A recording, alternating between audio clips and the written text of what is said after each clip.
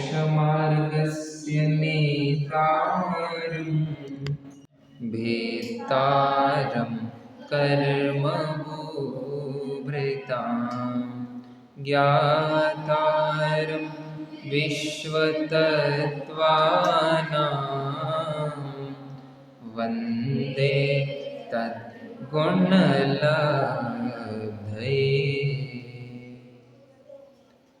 कल कुछ होमवर्क दिया था क्या? क्या दिया था? एक मिनट बोलिए।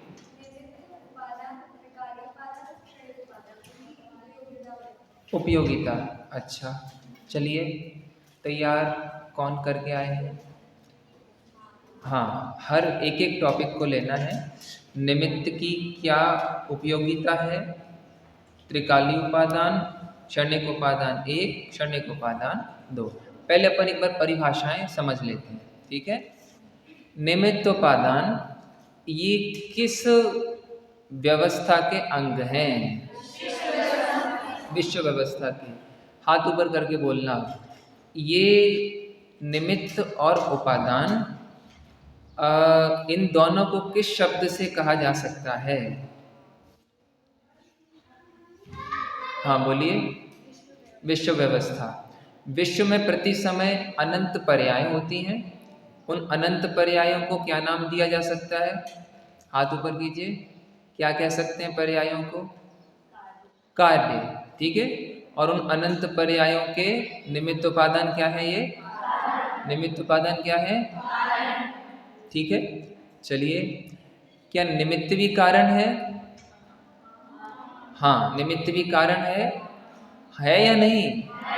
हाँ, निमित्त भी कारण है, ठीक है। उपादान भी कारण है, निमित्त भी कारण है।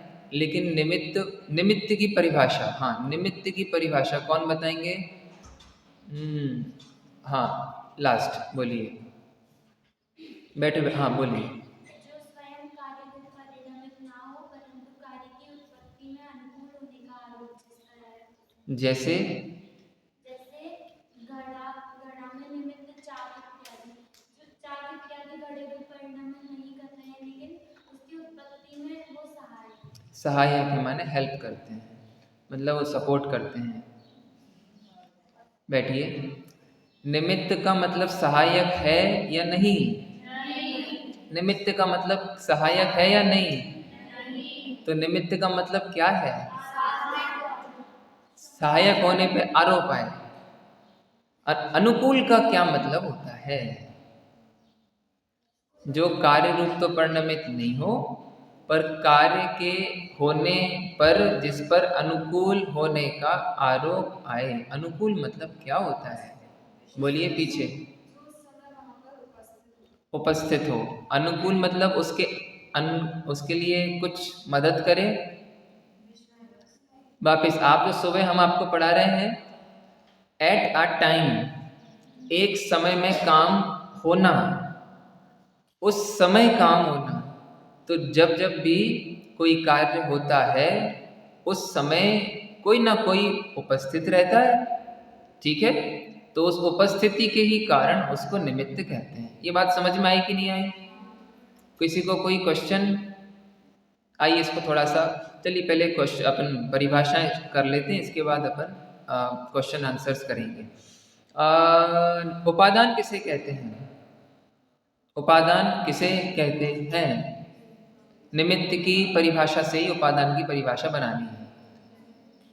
उपादान किसे कहते हैं? हाँ बोलिए। हाँ बोलिए।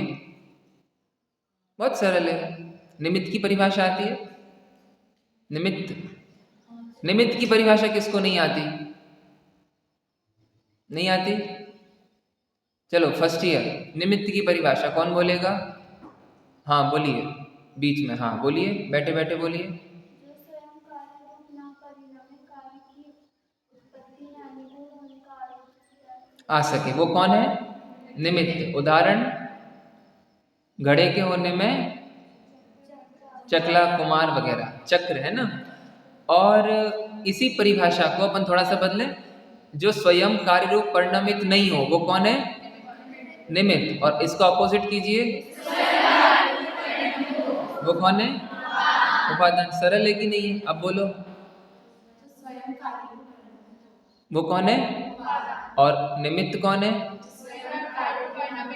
जो स्वयं कार्य रूप परिणमित नहीं हो। ठीक है, आप पेंसिल से ड्राइंग बनाते हो तो पेंसिल ड्राइंग की क्या है?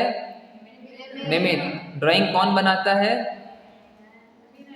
हाँ, ड्राइंग कौन बनाता है? हाँ, ग्रेनाइट। हाँ, ग्रेनाइट नहीं, ग्रेफाइट होता है शायद, है ना? ग्रेफाइट। ठीक, तो हाथ से नहीं बनती ड्राइंग, पेंसिल से नहीं बनती, ग्रेफाइट से बनती है। चलिए, ये हो गया निमित्त उपादान। चलो, उपादान के कितने भेद? दो भेद। कौन कौन से? क्षणिक उपादान, त्रिकाली उपादान। पीछे से कौन बोलेगा? पीछे से त्रिकाली उपादान किसे? अच्छा, आप लोग कल थे? नहीं थे? नहीं थे, चलो यहीं से। त्रिकाली उपादान किसे कहना? बोलिए। परिभाषा, जिस द्रव्य में या जिस गुण में कार्य होता है, जिस में, जिस गुण में क्या होता है? होता है, पर्याय होती है। लड्डू किसका बनता है? बूंदी का। मामा का लड्डू बनता है या नहीं? रोटी किसकी बनती है? आटे की। पंडित जी की रोटी नहीं बनती। ठीक है ना? जो कार्य रूप परिणमित हो, जिस द्रव्य में या जिस गुण में, उस द्रव्य गुण को क्या बोलते हैं? वो कभी कभी होता है कि हमेशा रहता है? कभी कभी होता है कि हमेशा रहता है? हमेशा। तो काम हमेशा होता है कि कभी कभी होता है? कभी कभी या हमेशा? हमेशा होता है काम। ठीक है ना? चलो, आपके भोजनालय में गेहूं रखा है, आप देखिए डब्बों में से रोटियां निकलेंगी। अब जैसे आप पहुंचेंगे, हमेशा बनती हुई मिलेंगी रोटियां। मिलेंगी कि नहीं मिलेंगी? तो उपादान हमेशा है कि नहीं? त्रिकाली नाम है ना उसके। त्रिकाली मतलब भविष्य में रहेगा कि नहीं, भूतकाल में था कि नहीं, और वर्तमान में है कि नहीं। उपादान है कि निमित्त है? उपादान माने जो कार्य, जिसमें कार्य हो, तो अभी उसमें से काम हो रहा है कि नहीं हो रहा है? बोलो बहन।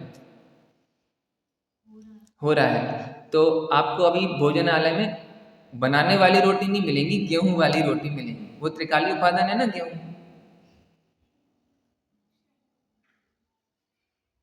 बोलो। अरे, अपन काम, मिट्टी में से घड़ा हमेशा बन रहा है? हमेशा बन रहा। उपादान तो है ना? उपादान तो है। त्रिकाली उपादान है। मिट्टी त्रिकाली उपादान नहीं है? मिट्टी है, घड़ा बन रहा है उसमें से, तो फिर कैसा त्रिकाली उपादान? काम तो कुछ होता नहीं है। हाँ, त्रिकाली उपादान इज फॉर, जब भी अगर काम होगा, जब भी काम होगा तो इधर होगा, उधर नहीं होगा। जब भी सम्यक दर्शन होगा, आंख बंद करने से होगा कि सीधे बैठने से होगा? सीधे बैठने से ना?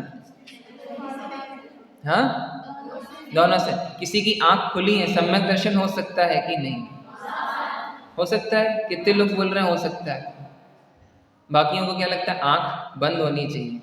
बाई चांस रीढ़ की हड्डी टेढ़ी हो जाए तो हो सकता है। क्यों?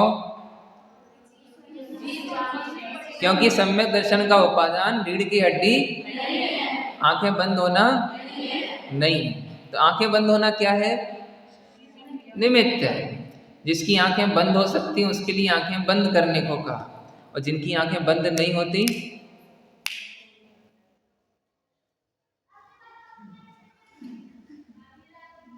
क्या चल रहा है? निमित्त की उपादान। कुछ नहीं, काम तो हो रहा है।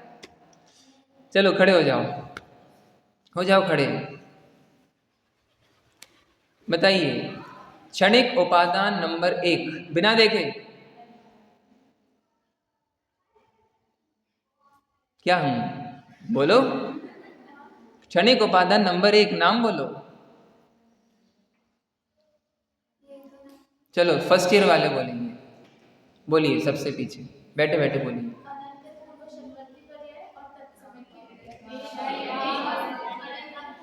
अनंतर पूर्व क्षणवर्ती पर्याय, बोलो क्या है?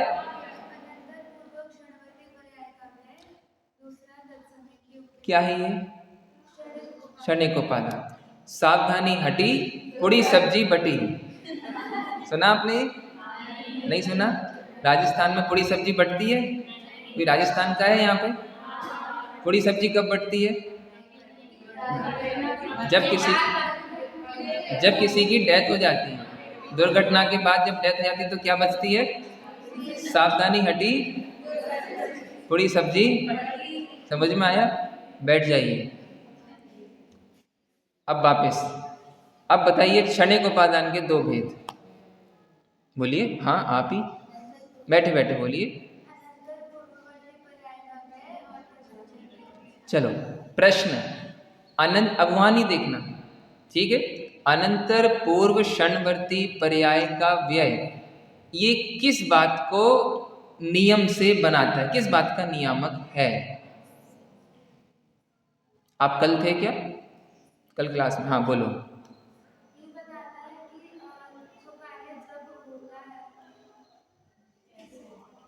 कंफ्यूज्ड। चलिए यहां से, अनंतर पूर्व क्षणवर्ती पर्याय का क्या औचित्य है, इससे क्या मालूम पड़ता है? बोलिए बैठे बैठे। जो कार्य हुआ वह कैसे हुआ? कैसे मतलब किस विधि से हुआ? गेहूं से रोटी बनती है? आटे से बनती है? आटे से नहीं बनती तो कैसे बनती है? आटे में पानी गूंथने से बस बन जाएगी। अब समझ में आया ना आपको? अंतिम पर्याय क्या होती है रोटी बनने के पहले? सेकने के बाद फूलना, ठीक है ना? ये उसकी अनंतर पूर्व। अनंतर पूर्व मतलब रोटी के तैयार होने से बस एक समय पूर्ववर्ती पर्याय, ठीक है? सम्यक दर्शन की पर्याय का क्षणिक उपादान नंबर 1 क्या है? बोलिए। गुरु आदि का उपदेश। रॉन्ग। करण लब्धि। एक्सप्लेन। करण लब्धि, चलो ठीक है, ठीक। करण लब्धि भी नहीं, करण लब्धि का अंतिम परिणाम। समझ में आया? ये जानते हो करण लब्धि? नहीं जानते हो? आप लोग घर से शाश्वत धाम के लिए निकले, काय के लिए निकले? तो शाश्वत धाम कब पहुंचते हो? ट्रेन में बैठ के? स्टेशन से उतर के? दरवाजे पे आके? तो कब? जब दरवाजे पर आप अंदर कदम रख देते हो। ऐसे ही कोई पूछे सम्यक दर्शन इसको होगा कि नहीं होगा, तो इसने विधि तो शुरू कर दी है, लेकिन इसकी विधि अगर बीच में ही चूक गई, चयोक्षम विशुद्धि देशना प्रायम। जरा सोचिए, रोटी अपन ने आधी सेकी और उसके बाद गैस चली गई, तब रोटी बनेगी कि नहीं बनेगी? कब आप डेफिनेटली कह पाओगे कि रोटी बनेगी ही? नहीं, जब वो फूल के तैयार हो जाती है। ऐसी कब आप कहोगे कि सम्यक दर्शन होगा? जब इसका करण लब्धि का सबसे अंतिम परिणाम होगा। ओके, थोड़ा सा और एक्सप्लेन करते हैं। देव शास्त्र गुरु की श्रद्धा हो गई, ये अभी अनंतर पूर्व क्षणवर्ती पर्याय नहीं आई है, अभी पहले की पर्याय आई है। अब उसने भगवान की बातों को सुनना शुरू कर दिया, अभी भी बात कम है और आगे बढ़ता गया वो। अब उसने विचारना शुरू कर दिया, विचारते विचारते उसे कुछ समझ में आने लगा और उसे फाइनली लगने लगा कि मैं शरीर आदि से भिन्न आत्मा हूँ। अब उसे लग रहा है कि अब मुझे किस बात की चिंता। ऐसी जो पर्यायों का एक कंटिन्यूसली फ्लो हो रहा है, क्या हो रहा है? आप एक काम करो, इधर आके बैठो। कुछ प्रॉब्लम है क्या वहाँ? ऐसा तो नहीं है आप उधर देखते हो और आपको इधर दिखाई देता है, सुनाई देता है। जिसकी जो अंतिम इंद्रिय होती है वो सबसे ज़्यादा प्रबल होती है। ऐसा इधर देखो, क्या है, ये श्रोताओं की जिम्मेदारी होती है कि वक्ता को सपोर्ट करें और वक्ता की जिम्मेदारी होती है कि श्रोताओं को बांध के रखें, ठीक है? तो ऐसा कोई काम नहीं करना चाहिए जिससे डिस्ट्रैक्ट हो। एक लिंक टूटती है तो सबके टाइम चला जाता है। वापस, हाँ, विधि का नियामक, काय का नियामक, किसका नियामक, कौन सा उपादान है, क्षणिक उपादान नंबर, क्षणिक उपादान नंबर 1 में अनंतर पूर्व का क्या मतलब है,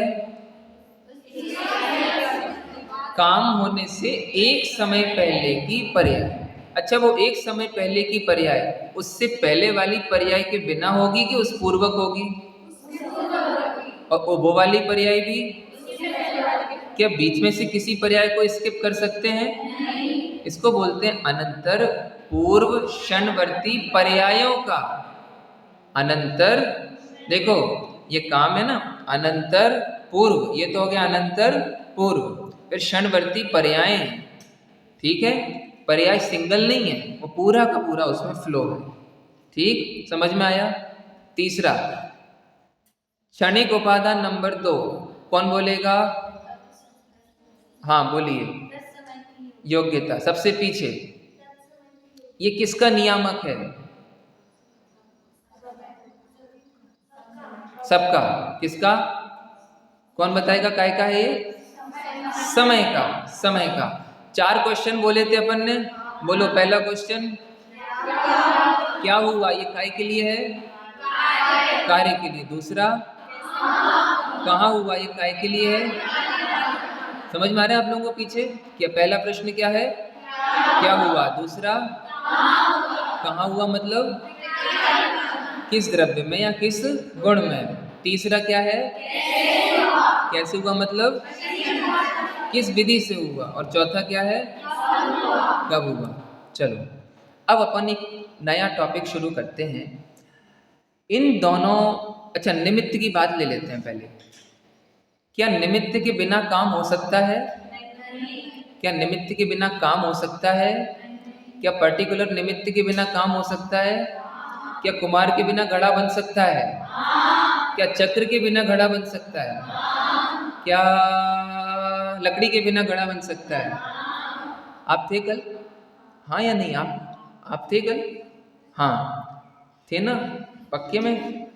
चलो, बिना मम्मी की रोटी बन सकती है, हाँ या नहीं, हाँ, बिना बेलन की रोटी बन सकती है, कैसे बनेगी, हाथ से। चलो, और बिना गैस की रोटी बन सकती है, कैसे, सूर्य के प्रकाश से। और बिना चिमटे की रोटी बन सकती है, बन सकती है, माने आप कल थे, आप लोगों को नहीं मालूम ना कैसे बनती है। कल हमने इनको बिना मम्मी के, बिना तवे के, बिना चकली के, और बिना, क्या बोलते हैं इसको, चमीटे के रोटी बनाई थी कि नहीं बनाई थी। चलो अब आइए फटाफट एक क्वेश्चन पूछता हूँ, क्या निमित्त कार्य का नियामक हो सकता है या नहीं। नियामक समझते हो, गारंटी, गारंटी, क्या निमित्त कार्य का गारंटी वाला कारण हो सकता है, गारंटी वाला कारण हो सकता है, सोचिए। चलिए कौन बोलेगा हो सकता है या नहीं, कितने लोग बोल रहे हैं हो सकता है, हाथ ऊपर कीजिए। हाँ वेरी गुड, 2 3 4। चलो बताइए कैसे हो सकता है, बैठे बैठे उदाहरण दीजिए।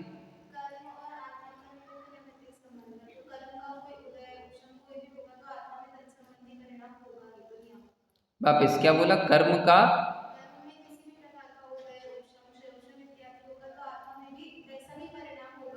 हाँ ठीक है।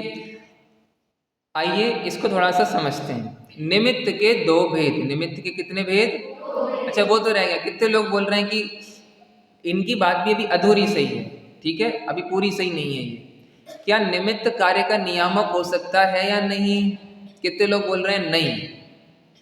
आपके पास भी उदाहरण है आपके, ठीक है, आप भी बोलो निमित्त कार्य का नियामक कैसे नहीं हो सकता है, बोलिए। चलो अपन इसका एक बढ़िया सा उदाहरण बनाते हैं, ठीक है। IIT का बहुत अच्छा इंस्टीट्यूट है और अपने यहाँ से एक बच्ची वहाँ पढ़ने गई है, ठीक है, इतने अच्छे टीचर्स, बच्ची भी खूब इंटेलिजेंट, और उसने पूरे साल भर पढ़ाई की है और पेपर में वो लिख के आई है। वो लोग पास होगी, फर्स्ट आएगी कि नहीं? हाँ बोलो ना। अरे इंस्टीट्यूट आईआईटी का है, टीचर्स बढ़िया है कि नहीं है? पेपर दिया है कि नहीं दिया उसने? अच्छे से लिख के आई है कि नहीं आई है? राइटिंग अच्छी है कि नहीं है? तो बोलो फर्स्ट आएगी कि नहीं आएगी?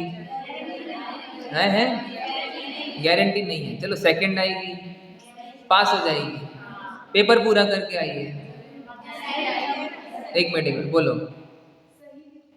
हाँ सही लिख के आई है, जो पढ़ के गई थी वो लिख के आई है। बोलो अब सही है? अब आप लोग थोड़ा सा अपनी फैंटेसी लगाओ, ऐसा क्या हो सकता है कि वो फेल हो गई? हाँ गलत सब्जेक्ट का पेपर हो सकता है कि नहीं हो सकता है? ठीक है, कुछ निमित्त ऐसे हैं जिनके होने से काम नहीं होता और नहीं भी रहे तो भी काम हो जाता है। एग्जाम्पल बताइए। रोटी का तो एग्जाम्पल अपने को समझ में आ ही गया, घड़े का भी आ गया।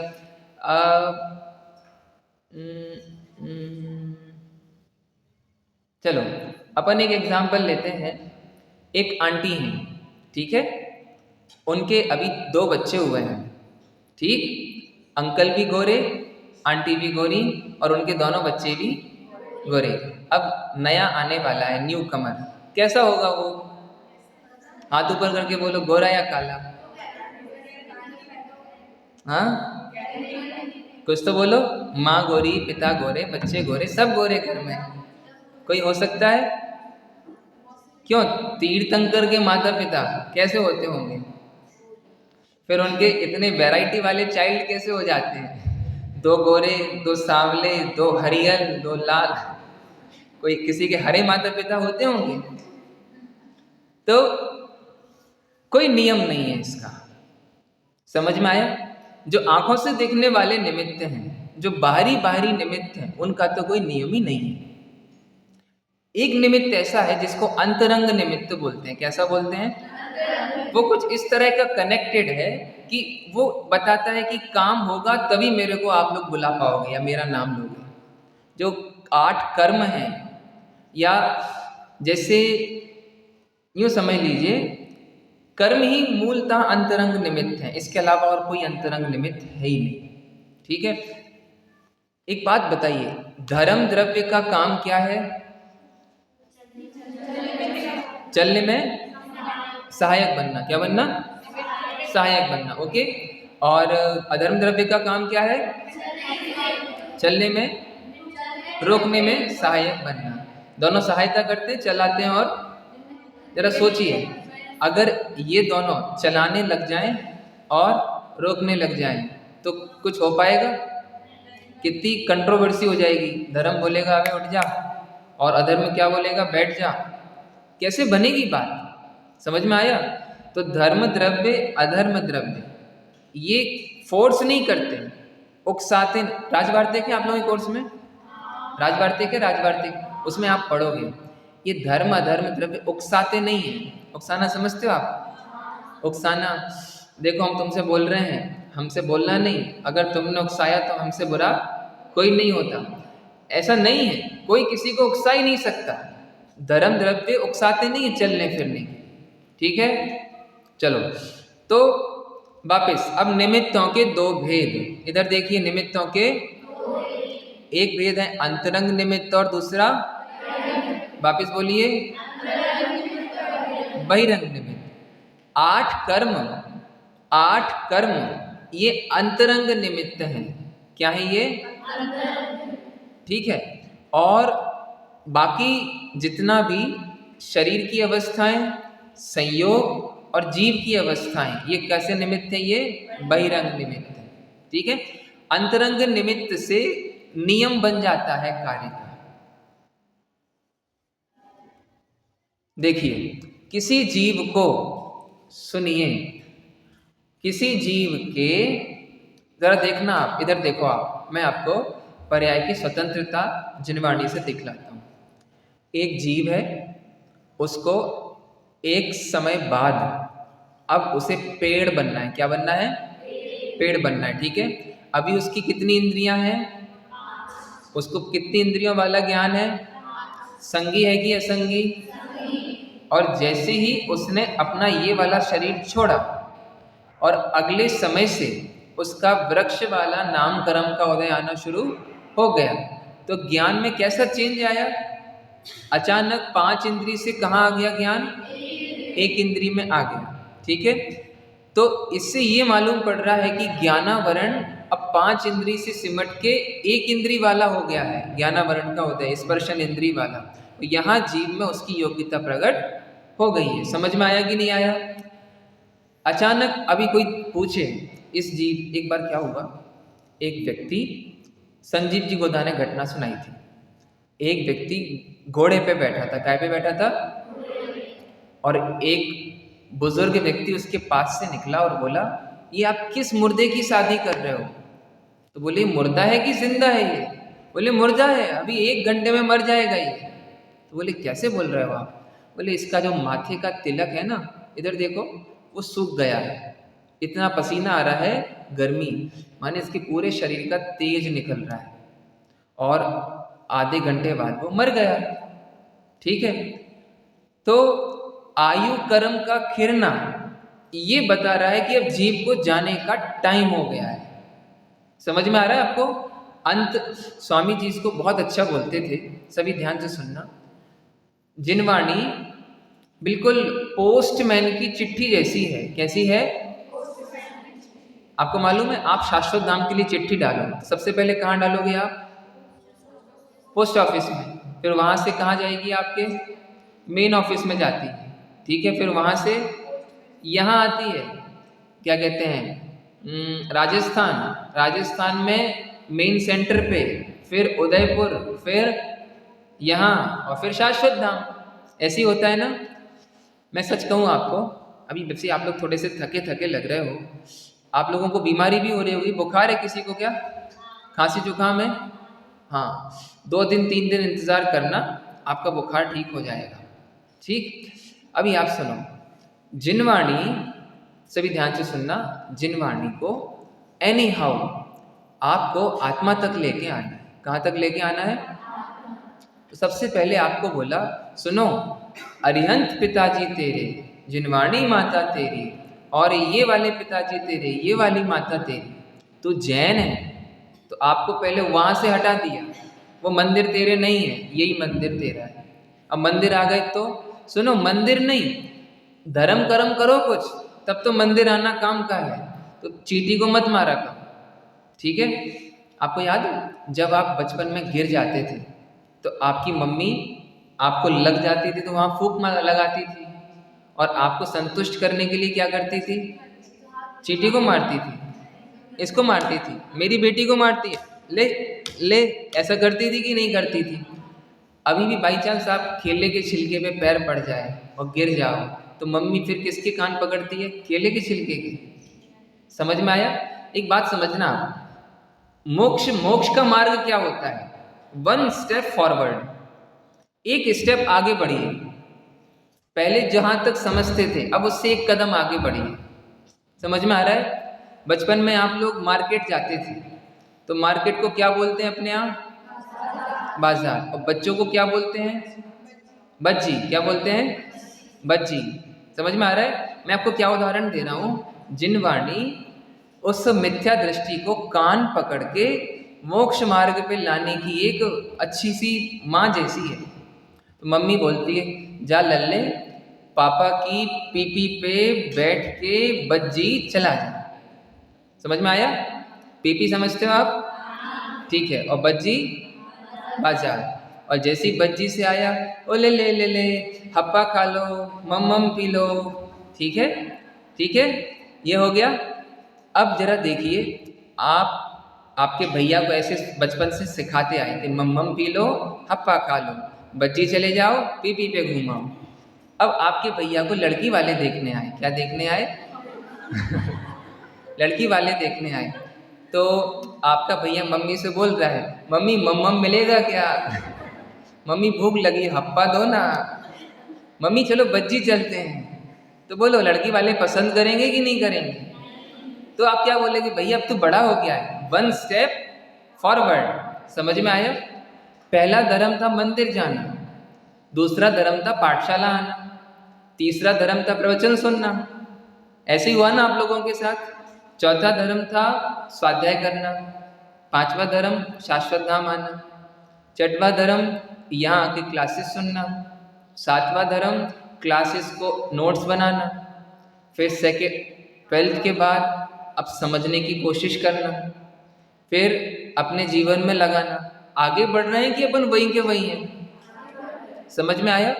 किसी को भी देखो बहन, अगर आपको अपने जीवन में चेक करना है हम मोक्ष मार्ग में हैं, आगे बढ़ रहे हैं कि पीछे जा रहे हैं, तो अब आप देखो आपको अपने जीवन में, सुनना बहुत अच्छे से सुनना, जब आपको ये लगने लगे मैं पहले बहुत गलत सोचता था, आज मुझे कुछ सही समझ में आ रहा है, तो समझो आप सही हो।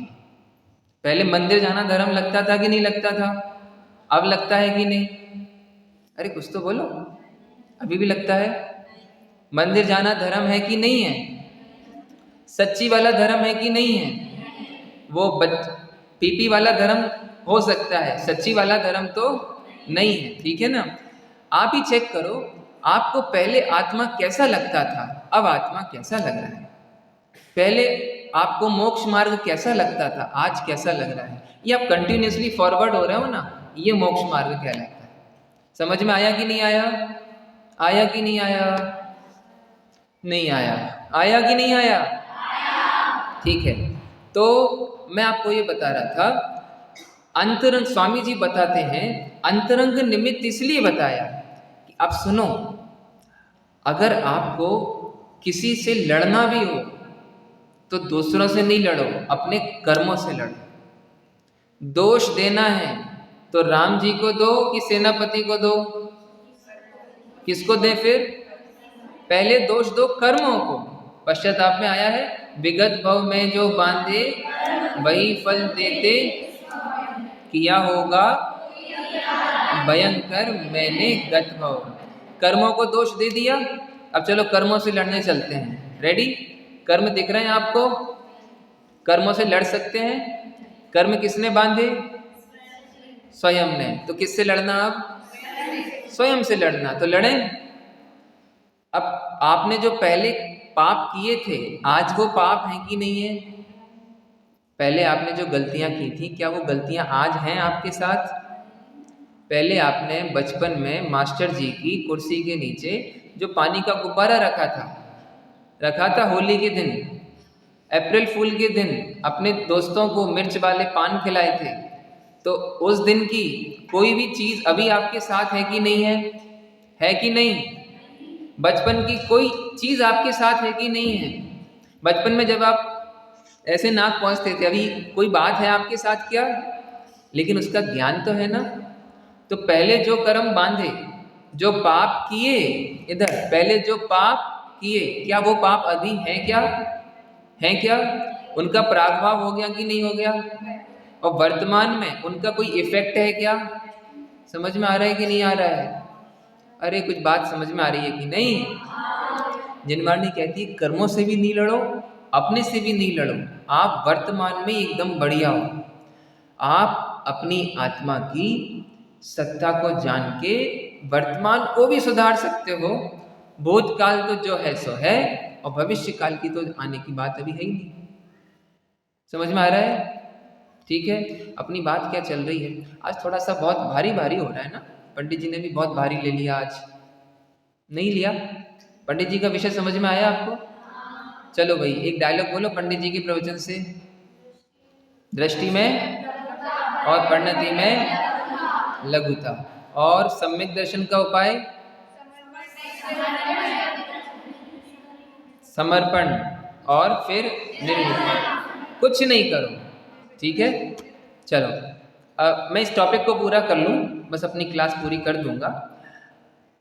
अंतरंग निमित्त इतनी अच्छी जैन धर्म की इन्वेंशन है, जैन शासन का इतना अच्छा प्रदेह है कि आप फिर किसी को दोष दे ही नहीं सकते। मैं बच्चों आपसे कहता हूँ, मैंने ये निमित्त उपादान का चैप्टर 11वीं 12वीं में ही पढ़ लिया था, शायद मेरी गोष्ठी थी, और अभी मतलब वो रटी हुई चीज़ें तो अभी भी याद हैं। लेकिन निमित्त उपादान की पढ़ाई आज समझ लीजिए जबरदस्ती अपने को मुनि बना दे ऐसी पढ़ाई है। आपको पूरी दुनिया से आपकी नज़र आपको हटा ले और आत्मा पर ले जाके आपको टिका दे, ऐसा निमित्त उपादान है ये। आप समझ नहीं सकते हैं, जिसके बल पे उपसर्ग जयी मुनिराज हमेशा एकदम शांत रहते हैं, सतियां किसी को आक्षेप नहीं लगाती हैं, मुनिराज किसी से एक्सपेक्टेशन नहीं करते हैं, बस ये निमित्त उपादान की पढ़ाई है। मैं जब दोपहर में इसकी तैयारी करता हूँ ना, तो पढ़ा हुआ तो सब है, लेकिन इसके बाद भी बहुत उसमें गहराई समझ में आती है। आइए बस एक कॉन्सेप्ट लेता हूँ, इसके बाद क्लास को समाप्त करते हैं। 4 चीज़ें बता रहा हूँ: निमित्त, त्रिकाली उपादान, क्षणिक उपादान 1, क्षणिक उपादान 2।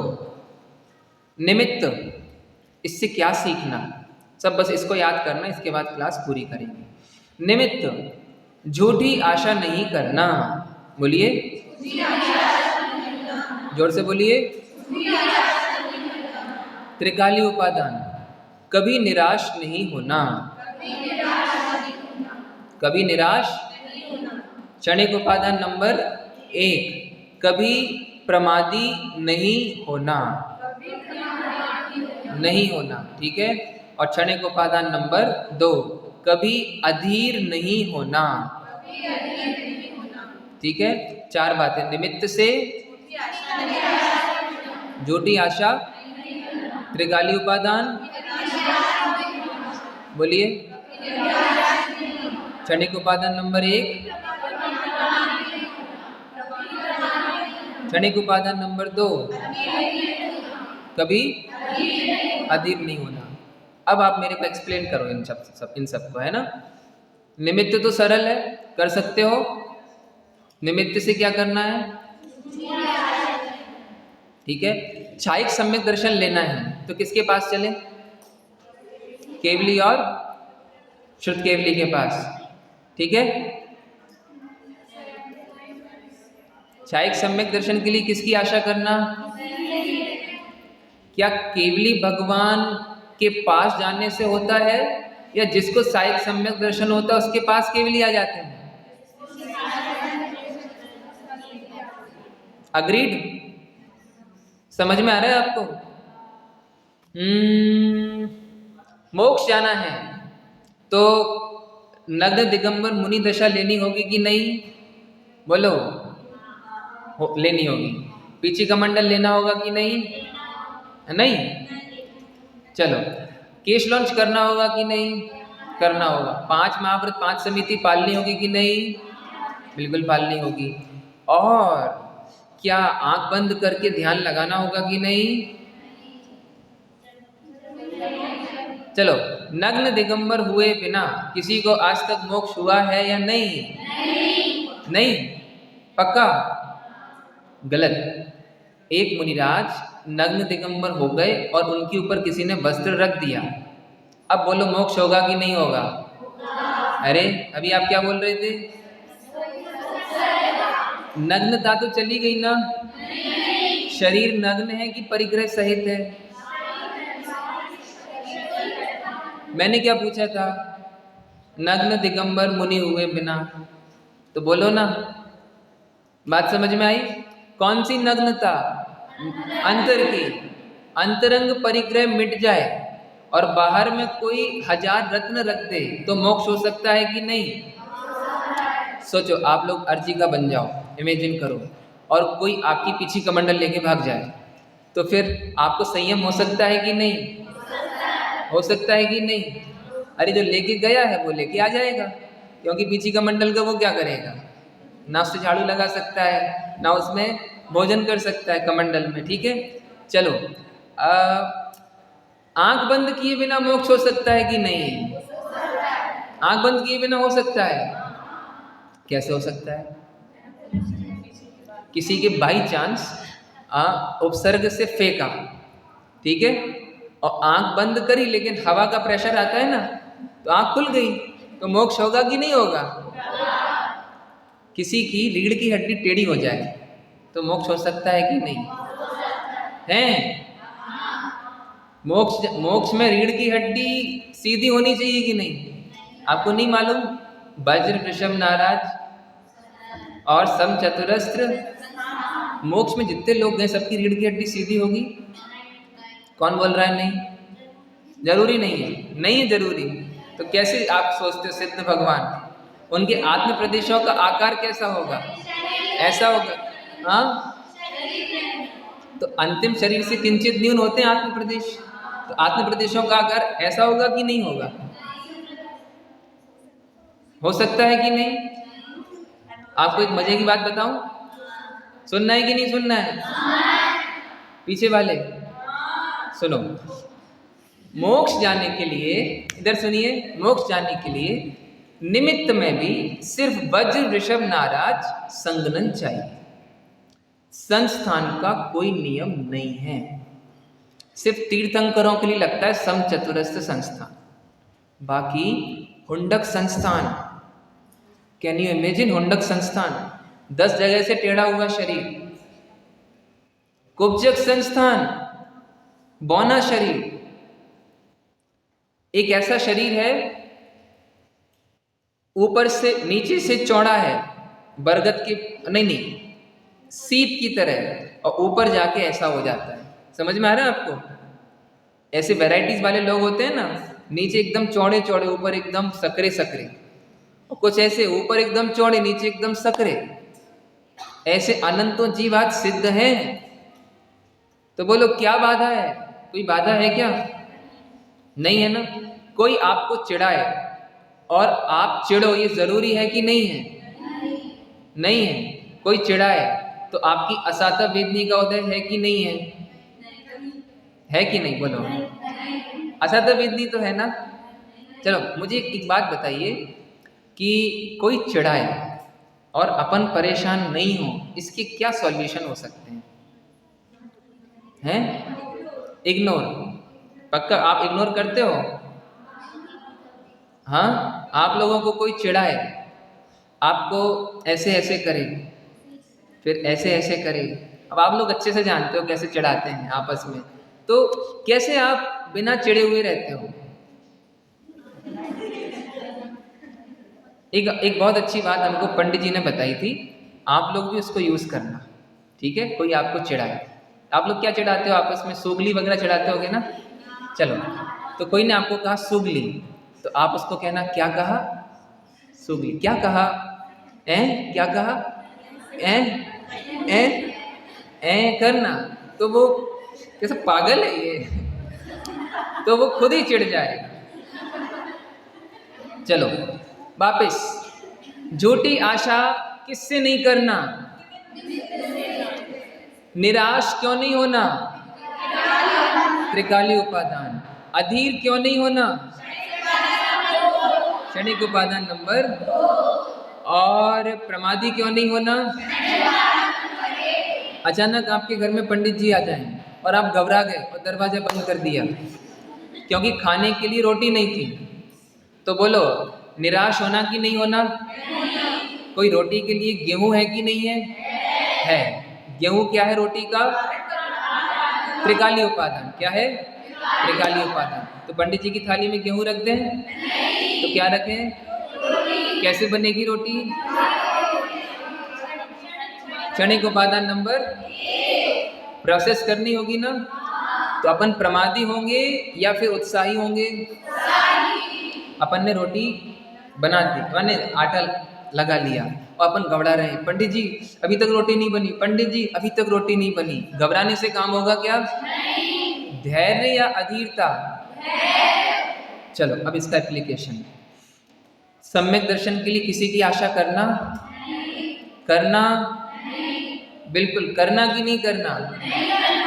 इमेजिन कीजिए, आज आप सुनिए किसी बच्चे की आंखें फूट जाएं, सीढ़ियों से गिर जाए तो दांत भी गिर जाएं, हाथ पैर टूट जाएं और शादी अनंत मतलब जीवन भर के लिए वो विकलांग हो जाए, तो बोलो उसका धर्म गरम मिट्टी में मिल गया कि नहीं मिल गया?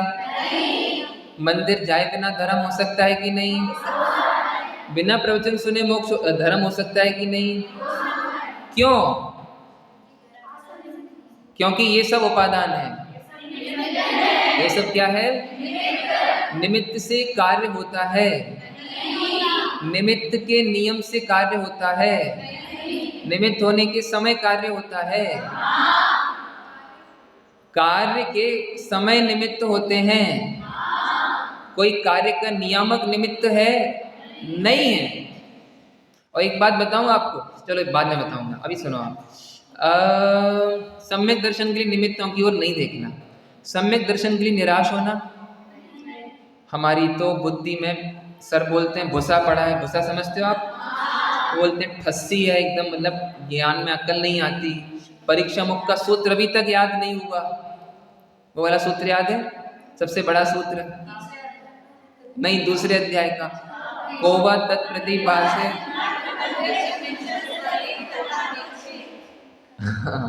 ठीक है, हमें तो वो भी याद नहीं हुआ। हम तो ये भी भूल जाते हैं कि हमने अपनी कॉपी किसको दी थी। निराश होना कि नहीं होना? आत्मा में संसार में घूमने की शक्ति है कि भगवान बनने की शक्ति है? हर समय है कि कभी कभी है कि नहीं है? कोई महाराष्ट्र की बच्ची बोले मैं तो मराठी हूँ, मेरा काम कैसे होगा? अरे महाराष्ट्र निमित्त है और प्रत्येक आत्मा स्वभाव से भगवान बनने की शक्ति वाला है। ओके, निराश होना कि नहीं होना? अपन भगवान है कि नहीं है? तो वेदी में बैठ जाए तो क्या करना? क्षणिक उपादान नंबर 1, क्या करना? प्रमादी नहीं होना। प्रमादी नहीं होना मतलब ये समझना कि कुछ नहीं करना है, इसको ट्रेस करना। इस सम्यक दर्शन बिना किए होता है। बुखार कैसे जाएगा आपका? दौड़ लगा के, पारसनाथ भगवान की जाप देके, या बिना किए? बिना किए। समझ में आया? आया कि नहीं आया? तो प्रमादी नहीं होना, ठीक है। और अपन ने चलो जिनवाणी पढ़ ली, आत्मा समझ लिया, अब सम्यक दर्शन क्यों नहीं होता? अधीरता। सम्यक दर्शन होगा कि नहीं होगा? होगा कि नहीं होगा? अवश्य होगा। जल्दी होगा कि देर से होगा? समय से होगा। एक अंतिम उदाहरण, आप लोगों का जब जन्म हुआ तो आपकी मम्मी एकदम खुश हो गई, हमारे घर में मानो साक्षात चंदन वाला जैसी कोई जीव आई है। लेकिन उन्हें लगा 1 साल की हो गई लेकिन अभी तक इसकी चोटी नहीं आई है। ओरे रे, सिद्ध चक्र विधान किया है भगवान, इसकी चोटी आ जाए, इसकी चोटी आ जाए, इसकी चोटी आ जाए। तो टेंशन हुई थी आप लोगों को, मम्मी आपकी चोटी आ गई, बुआ की आ गई, दादी की आ गई, मेरी आएगी कि नहीं आएगी? मम्मी ने क्या बोला था? आएगी। कब आएगी? समय से आएगी। समझ में आया कि नहीं आया? सम्यक दर्शन जल्दबाजी में कि धीरे से? समय से होता है। एक व्यक्ति कोई दमोह से आता है यहाँ पे? हाँ, दमोह से आप जब उदयपुर आते हो तो आपकी ट्रेन कई बार पिट जाती होगी, कई बार, हमेशा हमेशा। तो आप लोग एक काम किया करो, जब ट्रेन चला करे ना, तो ट्रेन तो चल ही रही है, वो तो चल ही रही है, अपन भी मेहनत करो, अपन भी ट्रेन में दौड़ लगाया करो, या फिर ट्रेन के पीछे से धक्का दिया करो। क्यों? बार बार आप लोग where is my train app देखते हो, उससे क्या होता है? ट्रेन स्पीड पकड़ लेती है, उससे क्या होता है? ट्रेन डिस्टेंस जल्दी कवर कर लेती है। या ट्रेन चलाने वाला देखता है इतने लोग वेयर इज माई ट्रेन देख रहे हैं, अपन जल्दी चलाओ, ट्रेन टाइम से ही पहुंचती है। सभी बालिकाएं बिल्कुल ध्यान से सुनना, ये समझ लीजिए, आदरणीय पंडित जी साहब जीवन का आपको निचोड़ बता रहे हैं। जब आपको ये लगने लगे मुझे अब कुछ करना बाकी नहीं रहा, मुझे अब सच में कुछ करना बाकी नहीं रहा, तो समझो आपका जीवन सफल हो गया।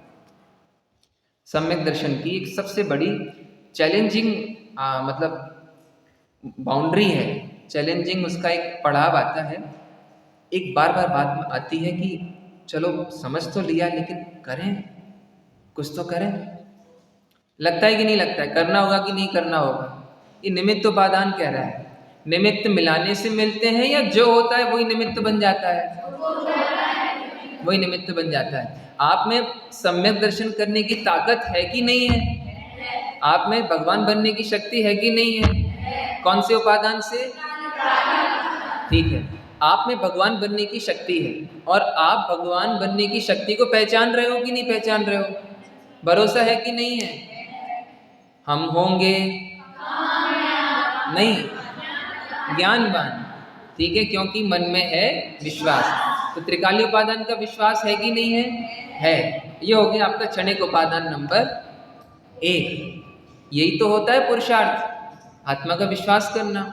और विश्वास हो गया, अब आप क्या चाहते हो? आपकी पर्याय दौड़ लगा के जल्दी आए या समय से आए? समय से आए। झूम के आना चाहिए कि आराम से आना चाहिए?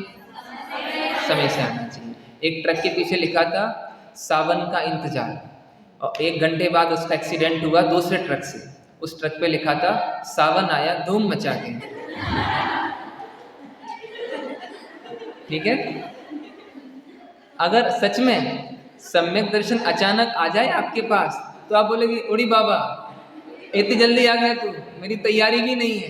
तो आप उसको कहोगे अभी नहीं, अभी नहीं, धैर्य रखो, टाइम से होगा।